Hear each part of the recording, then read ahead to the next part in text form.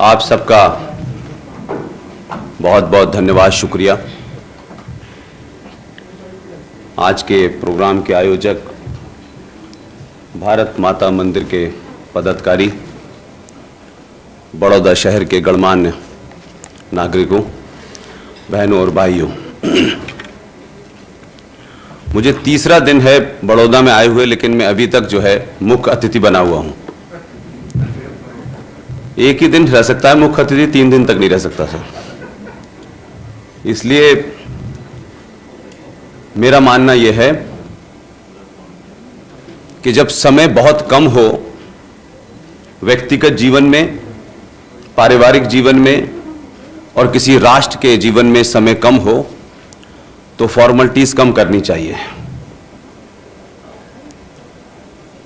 मैं कोई ऐसा किसी संवैधानिक पद पर बैठ आदमी नहीं हूं जिसमें आपको बुलाने के लिए कई फॉर्मेलिटीज करनी हो। मैं एक मुहिम पर हूं और उस मुहिम में आप लोग मेरा साथ देते हैं कि आप मेरी बात सुनने आते हैं। लिहाजा एक बुके के ऊपर अगर 50 रुपए भी खर्च होते हैं तो मुझे बड़ी तकलीफ होती है। एक एक पाई और एक एक रुपया इस वक्त जिस जंग में हम सब लोग उतरे हुए हैं उसके लिए बहुत महत्वपूर्ण है। ये शॉल का पहनाना, ये फूलों का देना, ये मालाएं पहनाना, ये नेताओं के लिए तो अच्छा होता है, हम जैसे लोगों के लिए नहीं है ये। और ये बात मैं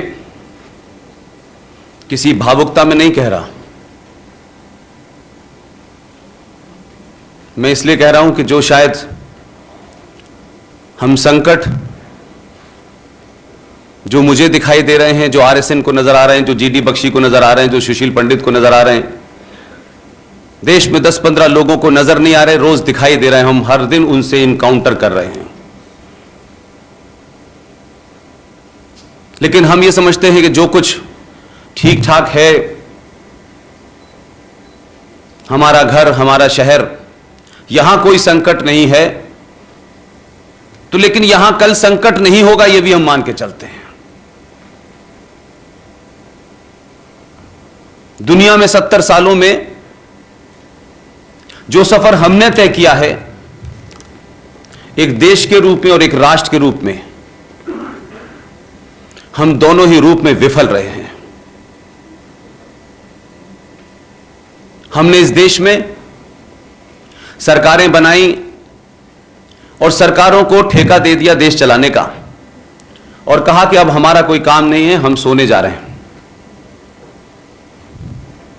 और एक राष्ट्र के रूप में, एक समाज के रूप में, हम लोग एक भीड़ तंत्र से ज्यादा कुछ भी नहीं है।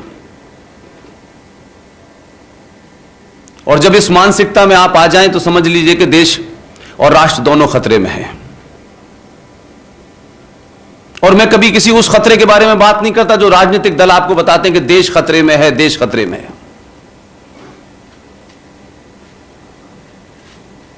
ये देश खतरे में नहीं है, ये राष्ट्र खतरे में है। मैं बहुत ज्यादा प्रेडिक्ट नहीं करता चीजों के बारे में। मेरा अपना अनुमान है कि आपके पास 15 से ज्यादा साल नहीं है,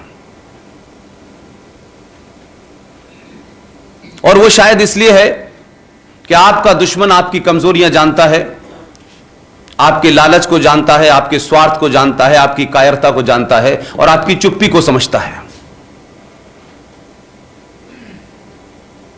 इसलिए देश की सीमाओं की रक्षा करने के लिए आपने सेना बना रखी है, पुलिस है, न्याय व्यवस्था है, सरकार है, सभी जितने भी अंग हैं ये देश को बचाने के लिए हैं।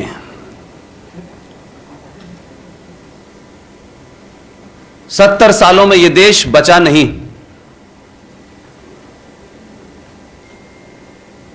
हम 78 करोड़ हैं, हम 100 करोड़ हैं, ऐसी गलतफहमी 1935 में लाहौर में भी थी, कराची में भी थी, पेशावर में भी थी, ईस्ट पाकिस्तान में भी थी। उस वक्त भी बहुत सारे लोग ऐसी ही बातें करते थे, शायद मुझे ऐसा लगता है, तो तब लोग उनका मजाक उड़ाते थे। लोगों को लगता है आप क्या बात कर रहे हैं, हम तो सदियों से हैं। और इस गलतफहमी ने आपको इतने लंबे समय तक सुलाया कि आपके अंदर एक ऐसी प्रवृत्ति, एक ऐसा एटीट्यूड पैदा कर दिया है कि संकट से आप लड़ते नहीं हैं, संकट को किस तरह टाला जाए इसकी भी कोशिश नहीं करते। आंख बंद करके कोशिश करते हैं संकट अपने आप चला जाए। कभी होता नहीं दुनिया में। कोई दुनिया का देश ऐसा नहीं है जिसने उसने बाहरी चुनौती और अंदरूनी चुनौती से ना लड़ा हो। आज भी हम शायद ये कहते हैं भारत की सीमाएं बड़ी मजबूत हैं, हमने राफेल खरीद लिया है, हजारों बम होंगे ये भी मानता हूं मैं, मिसाइलें होंगी ये भी मानता हूं मैं। लेकिन हमारे ही दौर में, इसी जनरेशन के सामने दुनिया का सबसे ताकतवर देश था यूएसएसआर। बहुत ताकतवर था, बड़े सारे बम, बड़ी सारी मिसाइलें थी। जितने भी बाहरी खतरे थे उससे लड़ने में वो संपन्न था। लेकिन यकायक ऐसा क्या हुआ कि वो 24 टुकड़ों में बट गया। न मिसाइल बचा पाई, न हथियार बचा पाए, न सेना बचा पाई। उसका मुख्य कारण यह है, मैं भारत के संदर्भ में कह रहा हूं, आपने 2 बार युद्ध लड़े, 3 युद्ध लड़े, एक किसी में जीते, किसी में नहीं जीते, किसी में कुछ हुआ। ये कहानियां हैं, किस्से हैं, इनको सुन के आप खुश हो सकते हैं कि हमने 1971 में 93,000 पाकिस्तानी फौजियों को पकड़ा था। ये कभी कभी मुझे ऐसे ही लगता है कि जैसे एक कछुए और खरगोश की कहानी है कि किसी गलतफहमी में खरगोश गफलत में रह गया और कछुआ जीत गया। तो कछुए ने उसकी तस्वीर फ्रेम करके लगा दी कि हमारे दादा जीते थे। वो खुद नहीं जीते, बार बार दादा की तरफ बताते तो वो जीते थे। शायद यही वजह है 47 के बाद, 2-2, 3-3 युद्ध लड़ने के बाद आपके शत्रु ने आप कैसे हैं, आपकी ताकत को कैसे कमजोर किया जाए। एक आप छोटा सा देश है जिसकी टोटल पॉपुलेशन उत्तर प्रदेश के बराबर है, उसने आपकी स्टडी की और वही हथियार अपनाया उसने जो शायद मैं समझता हूं सबसे ज्यादा कारगर था।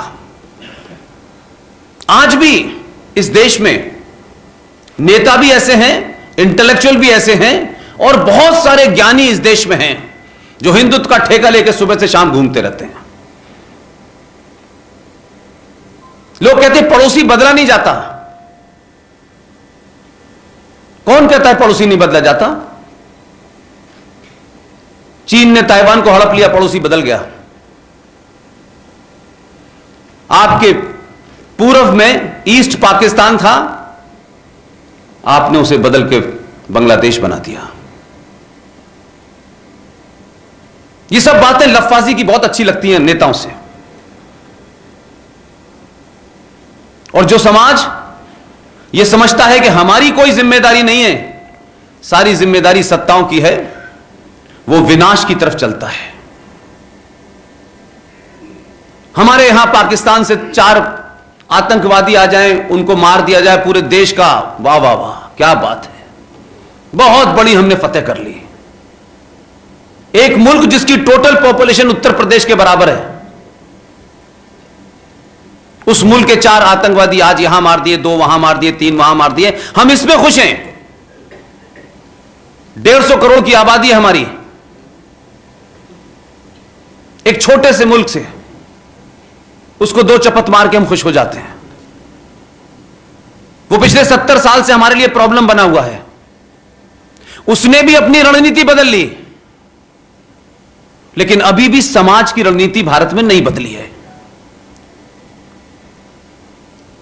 65 और 71 का युद्ध हारने के बाद पाकिस्तान का जो GHQ है, मिलिट्री हेडक्वार्टर है, वहां एक पॉलिसी बनी और उसने पॉलिसी बनाई और उस पर 100% अमल किया।